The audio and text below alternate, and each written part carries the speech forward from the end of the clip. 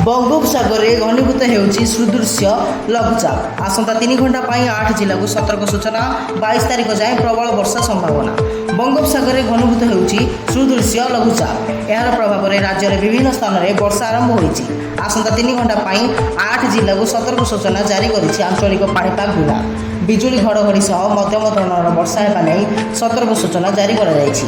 मालकानगिरी, कोरापुट, रायगड़ा, गंजाम, गजपति, नयगढ़, नवरंगपुर, कलाहांडी जिला को अलर्ट करा जायछि। अन्यपटे आसंता 12 घंटे बंगोपसागर सुदृश्य लघुचाप अवपात रूप नहीं पारे। यार प्रभाव में आज आसंता 22 तारिख जाए राज्य में वर्षा लगी रहिबो। समुद्र अशांत थिबारु मत्स्यजीवी मानक आसंता 2 दिन पर्यंत समुद्र भितर को जीवाकू बारण करा जायछि। राज्य में 4 दिन प्रबल वर्षा हेबा नै आकलन करिछि पाणीपाग केन्द्र। 3 जिला को ऑरेंज वार्निंग एवं 13 जिला को येलो वार्निंग जारी करिछि पाणीपाग केन्द्र। प्रबल वर्षा कारण तलिया अंचल जलबंदी समस्या देखा दे पारे। एथिपाई संलग्न अंचल जिलापाल को सतर्क रहिबाकू कहिसंती स्वतंत्र रिलीफ कमिशनर। भुवनेश्वर और कटक में मध्य वर्षा नहीं आकलन होइछि। वर्षा सहित घड़घड़ी आशंका करिछि पाणीपाग केन्द्र।